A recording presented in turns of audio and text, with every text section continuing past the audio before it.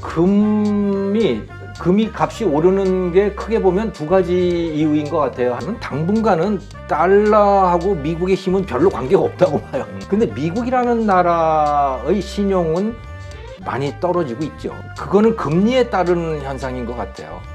그러니까 미국 달러에 대한 신뢰가 흔들리는 건 아니다.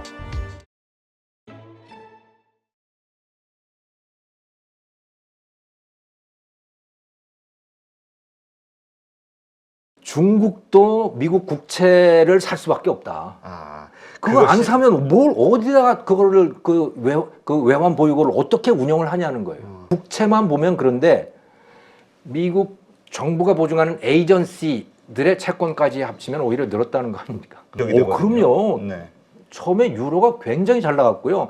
달러를 어쩌면 대체할 수도 있다. 뭐 그런 정도까지 갔었죠. 그런데 이게 2008년 미국발 금융위기를 맞으면서 그리스 국가 부채 위기 또 뭐 그거 아일랜드 또 피그스 국가들을 뭐 이렇게 퍼져나가면서 유로가 어쩌면 깨질지도 모르는 지경까지 갔었잖아요. 그렇죠. 네. 그러니까 단일 통화가 되려면 여러 나라들이 모여서 단일 통화가 되려면 굉장히 절제를 해야 됩니다. 그러겠네요. 예. 그러니까 그러니까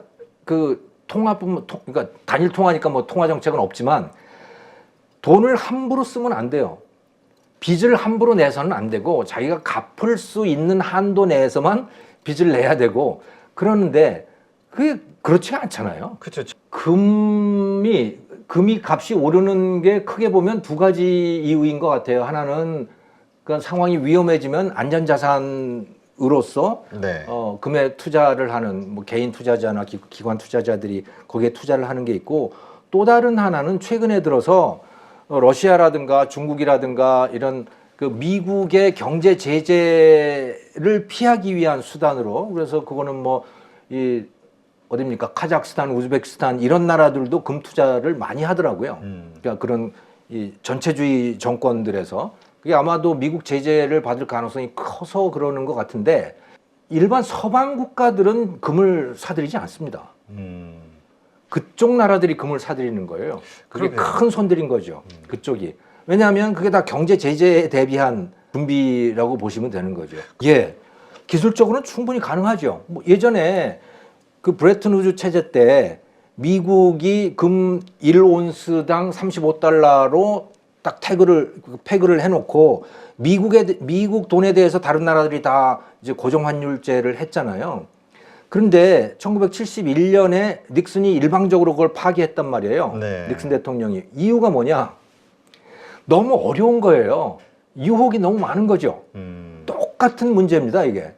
금으로 그렇게 패그를 딱 해놓고 금과의 교환 비율을 정해놓고 그거를 지켜야 된다면 그러면 통화정책 못합니다.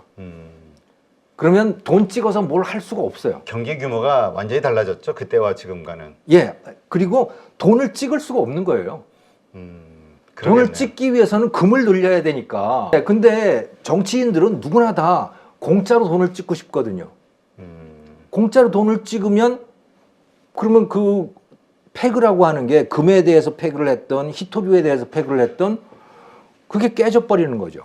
제재에 대한 것이고요. 그러니까 주로 러시아, 카자흐스탄, 우즈베키스탄, 중국 뭐 이런 네, 터키 이런 반미 국가들이 미국이 언제든지 경제 제재를 할 수가 있기 때문에 그 러시아처럼 당할 수 있는 거 아닙니까? 외환 보유고 다 동결시켜 버리고 이렇게 되면 그 난감한 상황이니 그래서 금을 쌓아 놓는다. 이게 제일 큰 요인이라고 봐요. 그리고 금에 패그를 해서 그거를 공통 단일 통화를 만든다라고 하면 너무 제약이 많아서 그들 스스로에게 정책의 융통성이 없어지는 거죠. 그렇죠. 그거를 하고 싶어 하는 과연 정치인이 있을까? 예를 들어 브라질의 룰라 대통령이 그걸 하고 싶어 할까?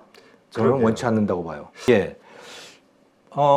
페트로 위한 이야기가 많았고 한 10년 전부터 계속해서 그런 이야기는 있어 왔죠. 네. 근데 시진핑 주석이 그 지난 12월인가 11월인가 사우디를 필두로 해서 그 걸프만 그 중동 산유국들하고 이제 그 순방을 하지 않았습니까? 네네. 거기서 정상회담들을 하고 난 다음에 공동선언을 했는데 공동선언에 위안화 이야기는 한마디도 안 들어가 있어요. 그것은 산유국들이 위안화를 별로 안 좋아하는 거죠. 그러니까 미국 보라는 것일 가능성이 매우 높아요. 네가 나를 홀대하고 있는데 너 아니어도 저 파트너 있어 라고 하는 쇼일 가능성이 저는 매우 크다고 보고요. 사실 중국 위안화를 사우디가 자기 외환 보유고를 구성을 하는데 위안화를 가지고 달러 대신에 위안화로 외환 보유고를 구성을 한다? 그거 불안해서 될까요? 위안화가 어떻게 될지 알 수가 없는데 중국이 어떤 정책을 펼칠지 알 수가 없는데 그리고 문제가 생기면 그 돈을 처분을 해야 되잖아요. 처분을 하려면 시장이 커야 됩니다. 유통량이 엄청나게 많아야 돼요. 중국 돈을 예를 들어 뭐 조 단위로 처분을 한다? 불가능할걸요?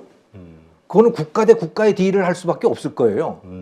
시진핑 주석한테 찾아가서 이거 좀 어떻게 달러하고 바꿔줘 뭐 이런 식이 돼야 될 텐데 글쎄요.